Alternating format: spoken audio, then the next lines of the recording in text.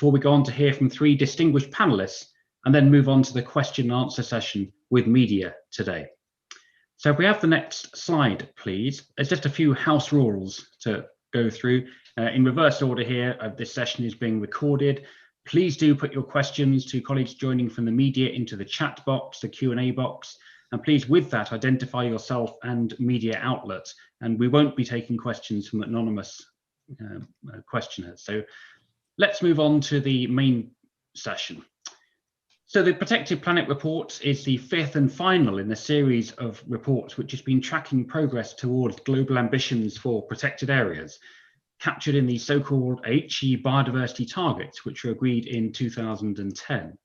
This report has been produced by UNEP World Conservation Monitoring Centre with IUCN and with support from the National Geographic Society. A reminder of in the next slide, the target itself, which was agreed in 2010. It has 7 elements, one of which is focused on the coverage of protected and conserved areas, 17% of terrestrial and inland water areas and 10% of coastal and marine areas. But there's also other elements here focused on ensuring that coverage is in the right places. It is effectively and equitably governed, represents the world's ecosystems, are well connected, and importantly, are integrated into the wider land and seascapes. So in the next slide, let's look at coverage. And we can see here major progress has been made with an increase of 40% in protected and conserved area coverage since 2010. And this is approximately 21 million square kilometres, which have been added to the protected and conserved area estate. Most of this has been in marine systems. In fact, the coverage of marine areas has tripled in the last decade. And now almost 20% of coastal waters within national jurisdiction, is covered by protected and conserved areas. And there's also been an increase of around 2 million square kilometres in coverage on land in the last decade. So have we met the coverage target? Yes, we have on land, and the 17% target will be exceeded by the time known areas are accounted for.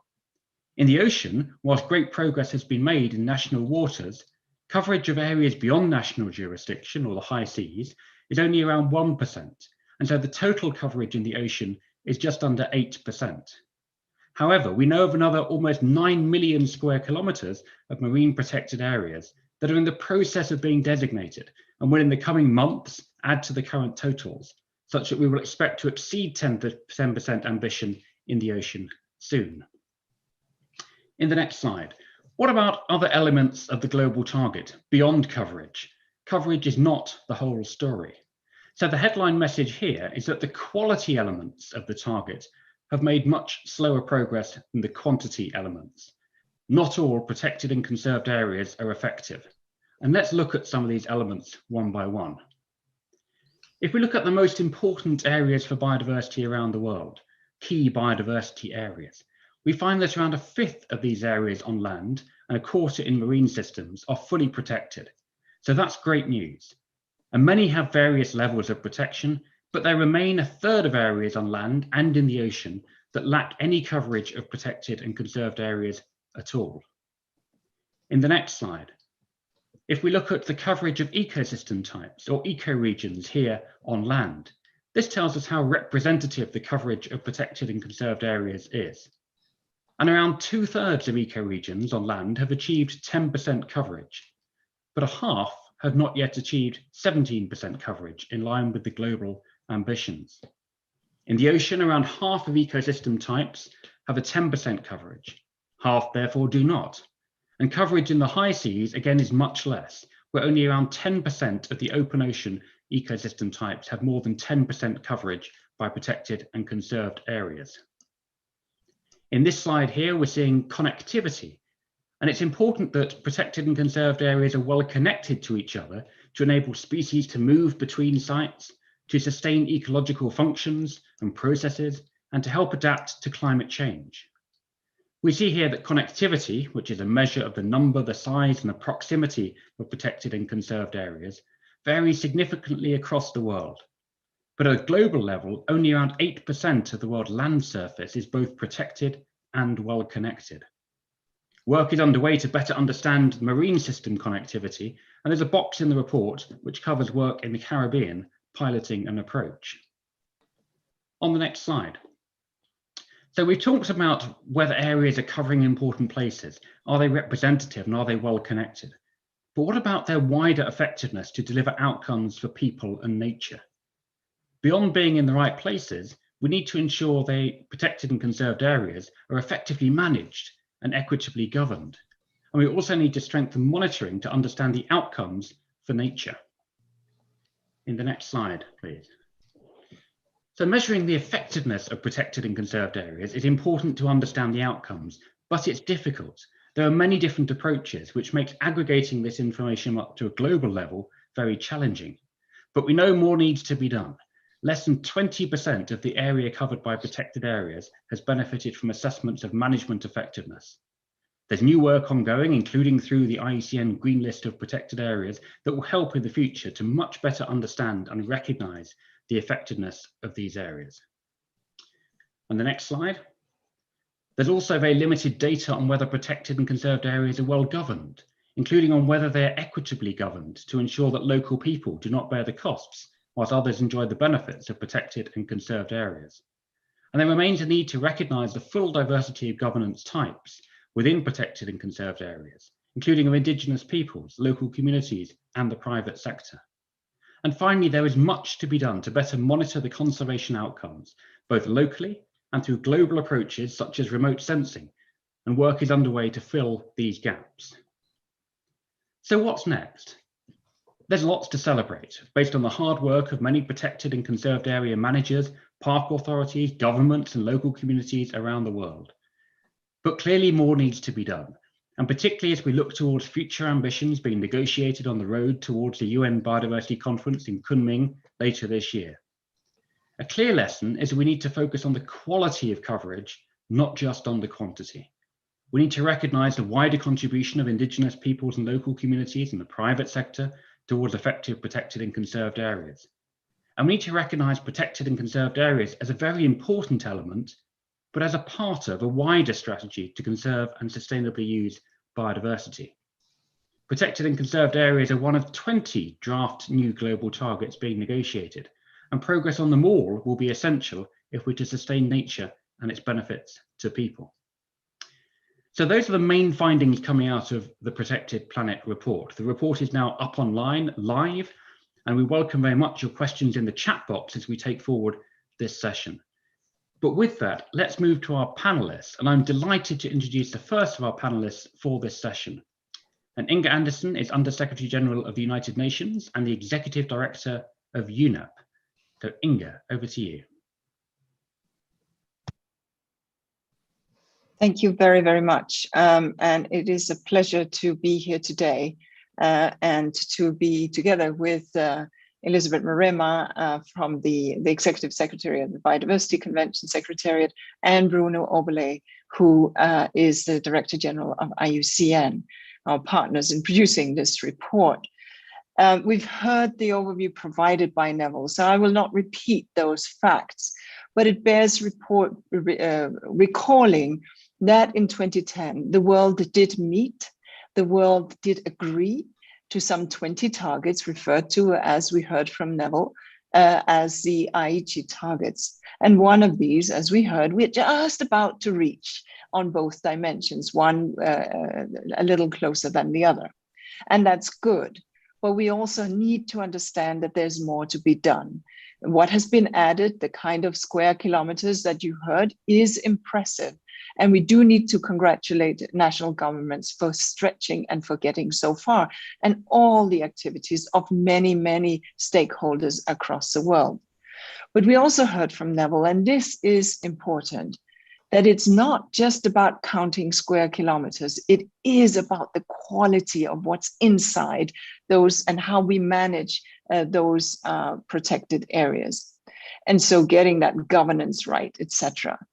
Here, IUCN's Green List is important. It is one of the tools that can really enhance management and quality and assessment. And that becomes important because we need to avoid rollbacks. We need to understand, as the report highlights, that between 1892 and last year, 2020, 74 countries have enacted nearly 4,400 events of downgrading, downsizing, deconsetting, protected areas, affecting more than 3.1 million square kilometers in 3,600 protected areas. So we can't have regression, we need progress.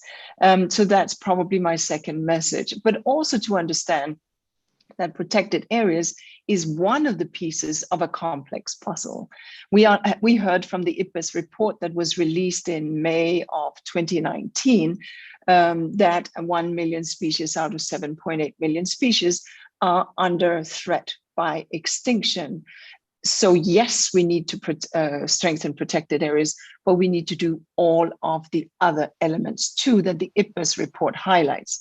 And the IPBES report speaks to these 5 drivers of biodiversity loss: changes in land and sea by humans, obviously, that's us doing this, directly overexploitation of nature, climate change, pollution, as well as invasive alien species. Each of these are driving against where we need to get. And that speaks to the integration of the Rio agreements and other environmental agreements. And speaking of that, the point here is that effectively protecting and conserving biodiversity and land and ecosystem, etc., is crucial for tackling the climate crisis, because we understand that terrestrial protected areas account for about 20% of carbon sequestration annually by all land ecosystems. And so as we do protection, as we do ensure that landscapes are vibrant, we are also contributing to climate mitigation and adaptation, of course, to clean water and resilience, etc. We have a real opportunity that is presented to us by the fact that we are going to be launching on World Environment Day, the UN Decade for Ecosystem Restoration. In 2018, the United Nations General Assembly passed this resolution saying we need a decade, year on year, of determined effort to restore ecosystems, be they terrestrial or marine. This is a unique opportunity. We will be launching this decade, and we will be working with many partners, including obviously IUCN, but also FAO and many, many others to drive this. It's a real opportunity for climate, for food, for biodiversity, and for overall resilience. So some to-dos that we all have to take away here is, we're not done. Even if we reach those targets, we have lots of other things to do. It's not enough putting up the fence. We need more protection, yes, but we also need to ensure that the quality is up to standard. We need to ensure that biodiversity outside protected areas, in the urban setting, in the farm area, within built infrastructure, is taken care of, invested in, and carefully managed.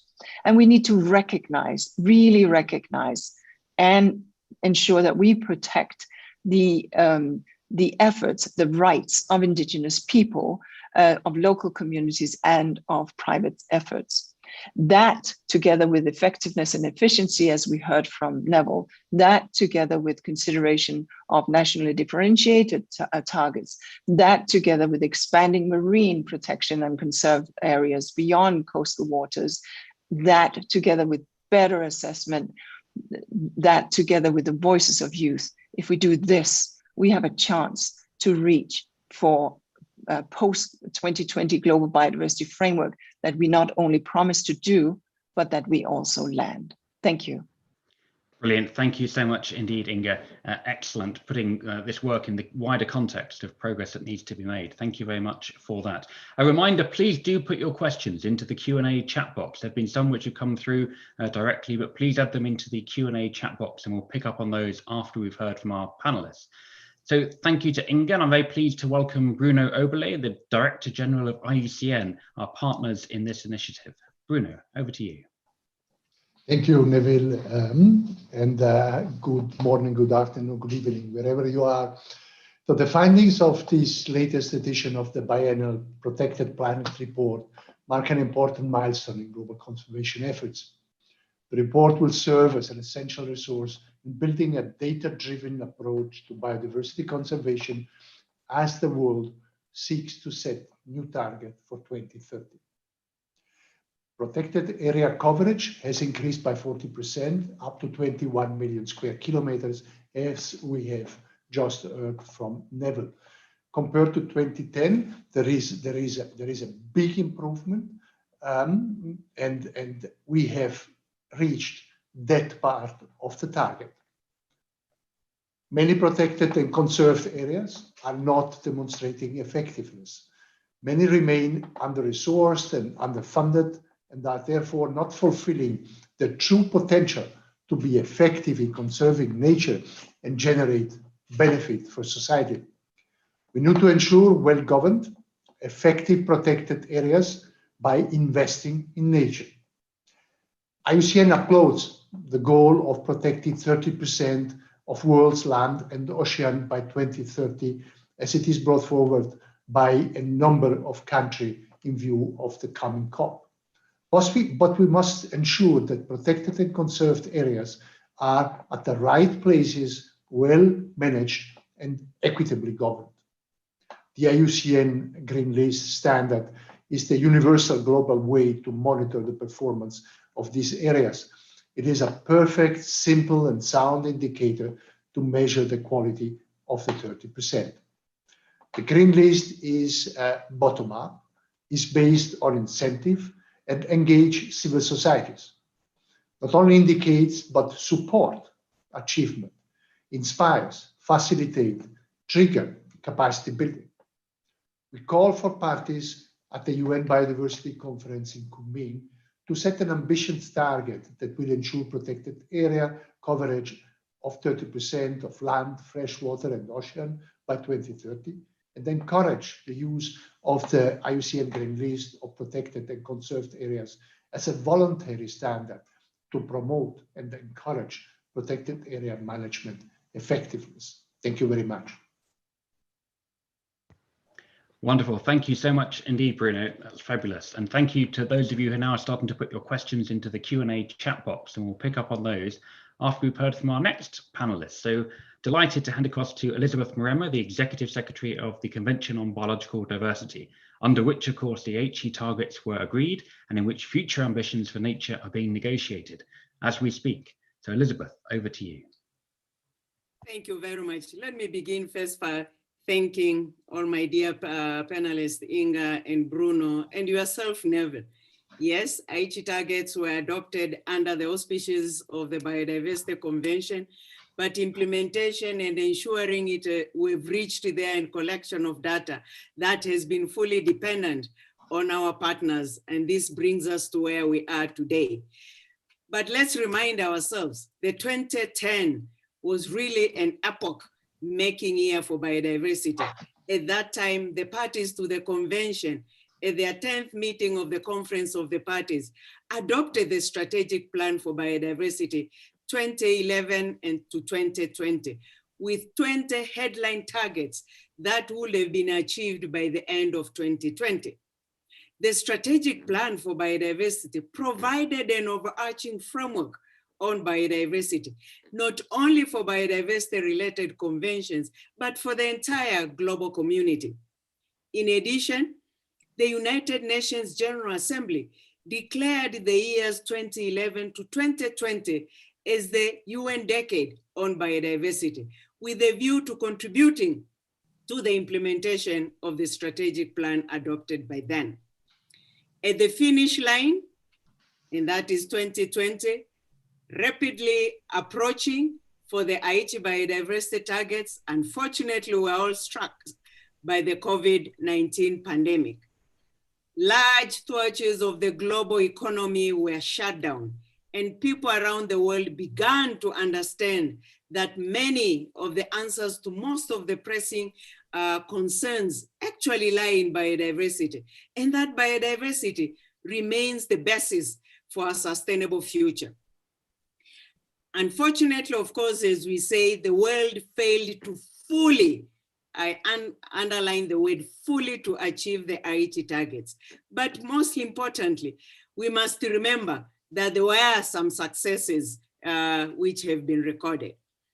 For this, I sincerely congratulate our parties to the convention, because in the course of 1 decade, they've been able to achieve more than 21 million kilometers of protected areas and area-based conservation measures in both terrestrial and marine realm, and Neville had demonstrated that.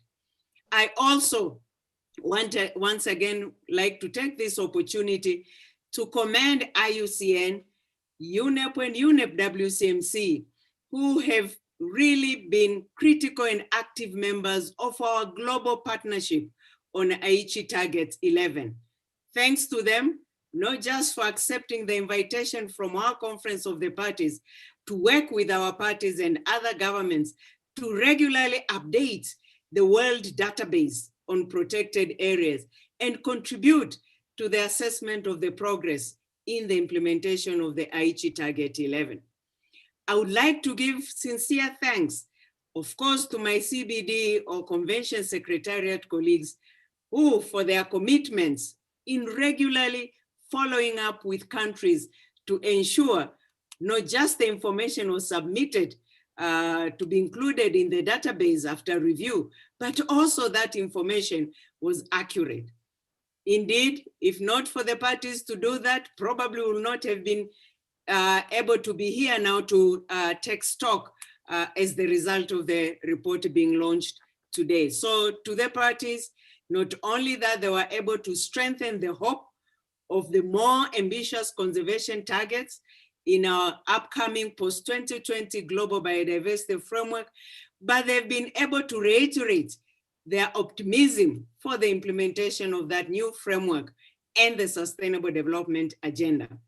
A key lesson coming from the strategic plan is that if we take action, we deliver. We can do it, and we've done it. Therefore, actually, when we commit, then it means we must both deliver and implement. Thank you again, IUCN, UNEP-WCMC, for delivering this timely critical report, because now it's going to be used as the negotiation for the post-2020 Global Biodiversity Framework are ensuing and continuing even as we speak at this moment. Of course, we continue to await further review and updates of the information submitted by some countries, so that we hope with those they will get us into the really finish line we are looking for the achievement of the 17% and 10% of the terrestrial and marine protected areas respectively within the coming months. Thank you very much. Thank you so much indeed, Elizabeth, and fabulous, inspiring and optimistic words there to help us move into the next session here, which is our Q&A session with the media representatives joining us today. And thank you for those of you again typing into the Q&A chat box. So for this session, I'm delighted to hand across to the Head of News and Media at UNEP. So Keisha, over to you. Hi, everyone. My name is Keisha Rukikaire. I head up the News and Media team at UNEP. It's a pleasure to have you with us. We know it's a busy time. There's so much on these subjects at the moment in the media, so we really appreciate you making the time to join us. So I'll start with a couple of questions we received before the press conference started. The first is from Urmi Goswami from the Economic Times of India. It appears that on the one hand, the world has met its 10-year target on protected and conserved areas, but on the other, it has failed to stem the drivers of biodiversity and ecosystem service loss. Could you explain this anomaly? And were the parties to the Convention on Biodiversity, I presume, unambitious, therefore, to set a low target? How will this be addressed in the post-2020 framework? I think, Elizabeth, perhaps you should lead with the response to this. Thank you very much for the useful question. As I just stated in my statement, yes, globally, the Aichi targets have not been reached. But when we look at national targets, a lot of progress had been made. The unfortunate situation was that the national commitments, the national targets, were not aligned to the global agreed set targets. And as the result, because our statistics are looking at global figures, then we end up not have reached those targets. But at national level, a lot has been achieved. And I can give few examples. 30% of forest has been recovered during the period. If not for the sustainable management of wildlife, the 1 million plant and animal species feared with extinction, which Inga had mentioned at the beginning, would have been more than that. But some of the management measures which have been taken, those actions at national level have contributed to the number is scaring, but still we'll say reduce, it will have been worse. Invasive alien species, especially in the island states, have also improved. Fish stocks have also really been improved as the result of fisheries management measures. So where actions have been put in place and taken place, improvements have been seen, much as that has not enabled us to reach the global scale expected. How is that going to be responded in the post-2020 global biodiversity framework? Number one is to learn from the lessons learned from the Aichi biodiversity targets. And one of the lessons which has been taken up or currently been looked up with the within the draft framework is having a theory of change. A theory of change which then clearly is able to show where the issues, the problem is, the current state has identified the challenges and what actions need to be taken. So you will have the long-term vision, which want to arrive 2050 vision of living in harmony with nature, the goals aligning to sustainable development goals 2030, and then the targets of which then will be used to measure progress as we go along during the decade. So these are building upon the lessons learned from the inadequacies of reaching the Aichi biodiversity target. And we hope then, as the result of that, the 5 primary drivers of biodiversity loss, which Inga underlined, will be able to be looked at. But one key message we should remember, all these different problems related to the biodiversity loss are all connected, and they need to be looked in that coherent interconnectedness, a whole of society, government, one approach as we move forward. Thank you. Thank you, Elizabeth. Neville, do you think anybody else should contribute, or does anybody else on the panel want to add anything to this? I see Inga's hand up, and she mentioned some aspects of this in her opening comments, so maybe wants to. Well, maybe just to, I mean, if I may, Elizabeth made a superb overview of these issues. But maybe just to add, because there was a question, so were we not ambitious enough, or what happened? There's this disconnect between, on the one hand, we're achieving this protected area target, it looks like, but biodiversity is still going down. And Elizabeth highlighted, therefore, yeah, this is happening because we're not necessarily dealing with biodiversity outside protected areas. Yeah, this is happening because the drivers of loss, those things that we're doing in our backyards, on our farmed fields, in our infrastructure building, construction, where we fragment, exhaust, dredge, etc. These actions that we're taking are actually impacting on the viability of ecosystems. So we need, and when we trade with alien species, can hide here and there in cargo, etc., not having proper phytosanitary conditions. And of course, if we're not tackling climate change, because these are the sort of, and pollution. So we need to, when Elizabeth speaks to the whole of society approach, it means that, it means the finance sector, it means the infrastructure sector, it means the farming sector, but not that we make the farmers the enemy. It means that we shift the kind of subsidies that today lead to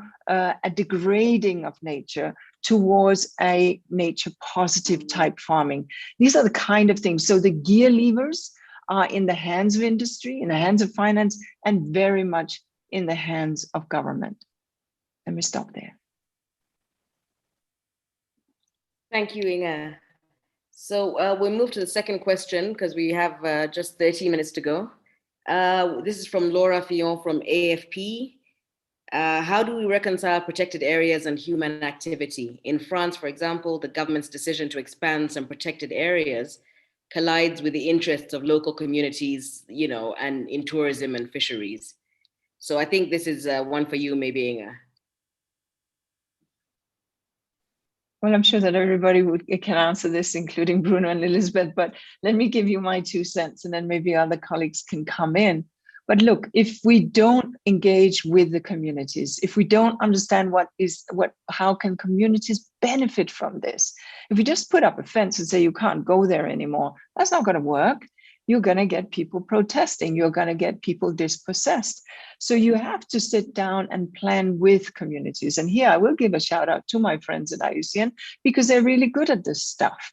So I think it is about understanding how we do this, not abruptly by sitting in an office. Not that I'm saying this is what was done in France, but and drawing boundaries around something, but engaging from the very get-go with communities. And in countries, not France, where you have large communities of indigenous peoples, this becomes all the more important. So I think that these are the kind of elements, and then safeguarding the rights so that people can have the benefits from these protected areas along the way. Let me stop here.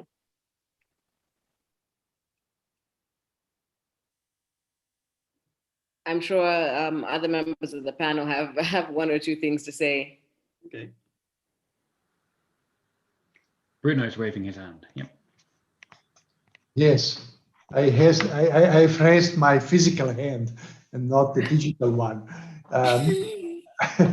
Yes, I mean, of course, we know that to look in a comprehensive way to an area that could be protected, together with all the activities that are ongoing in this area, it's the right way to go.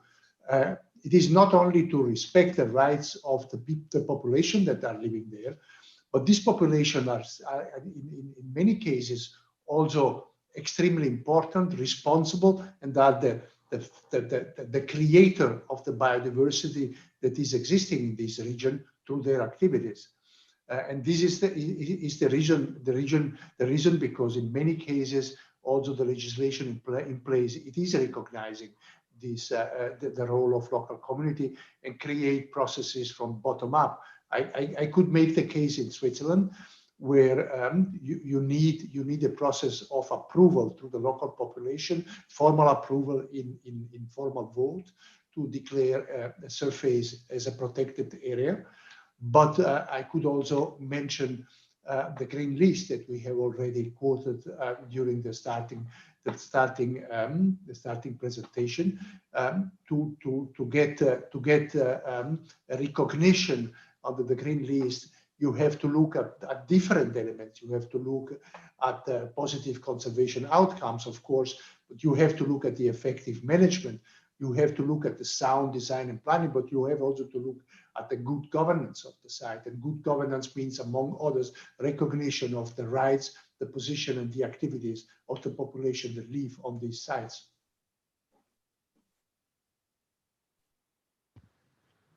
I think all has been responded well. I mean, from my side, I will underline the fact that majority of the protected areas location, this is where the local communities, indigenous peoples live. This is where the livelihood of these vulnerable groups are.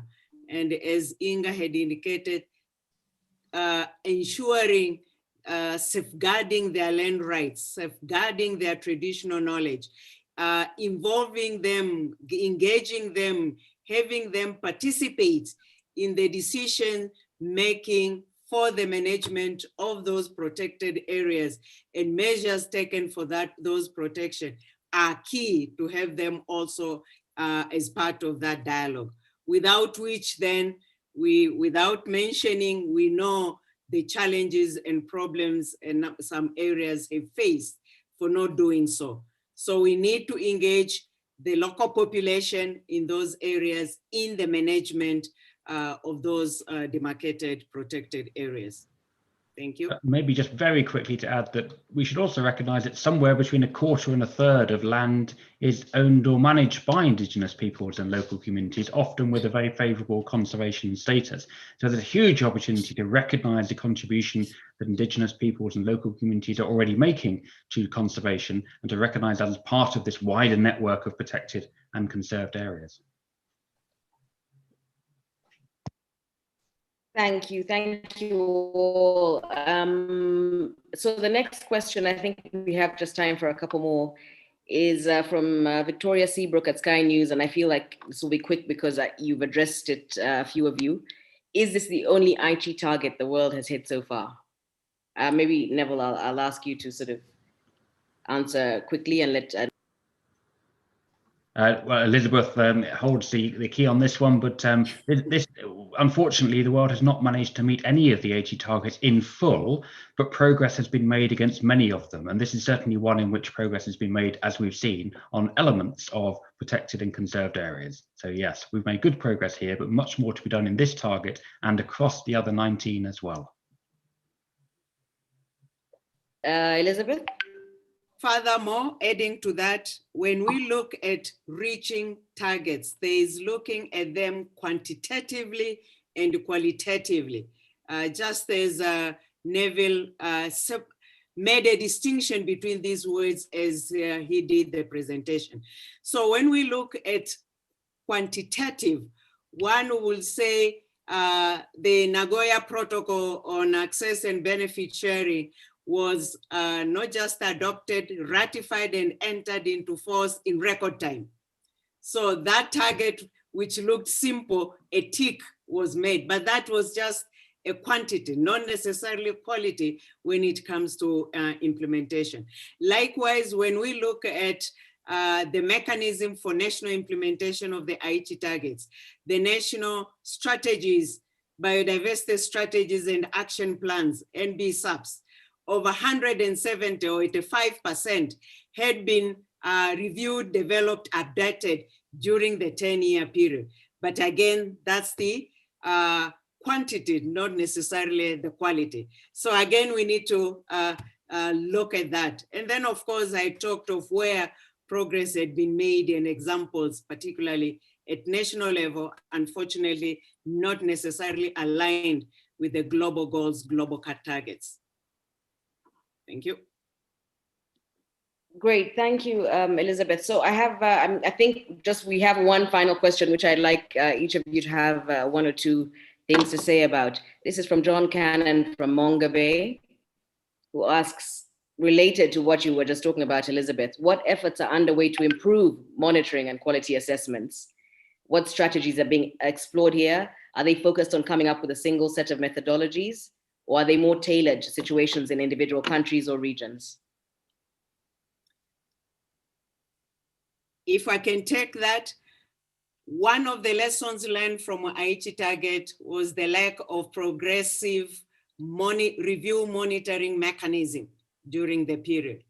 And therefore, our parties clearly, when they established the process for the development of the new framework, already asked it to be accompanied with what is called means of implementation. And one of the means is an accountability, transparency, review monitoring framework, which is also currently being discussed, which will accompany that framework. To be able then to monitor progress as we go along, to adjust where adjustments will be needed, and of course, for also not just the parties to report on, but the new framework will be universal, applicable to everybody, just the way Inga had indicated, youth, local communities, private sector, and others. So hopefully, finally, all stakeholders will also agree and be ready to be held accountable in terms of also sharing their reports in terms of the actions that will be taken for the implementation of the new framework. So that's a new, I would say, transformative change from Aichi targets to the new framework being developed with the means of implementation, which accompany capacity building, resource mobilization, technology transfer, plus the accountability framework. Thank you. Thank you, Elizabeth. Is any of the other panelists would like to weigh in as well? Sorry, I have Maybe, Bruno. I don't have the digital hand on the program here where I'm talking from. Remember that this topic around monitoring, it has two sides. On one side, it is to support accountability, to follow up what is the delivery. But on the other side, it is also a mean to encourage, to come forward, to offer a platform to actors, third parties in particular, not state, for example, business, to come up with pledges, with action towards the framework, so that in a way that through this monitoring, this means of monitoring can be displayed and can be recognized publicly as an effort in that direction.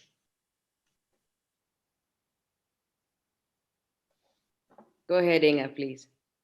Thank you. Just to add that there's much we can learn from other conventions. We at UNEP, we're proud to host some 17 of them, including privileged to host CBD.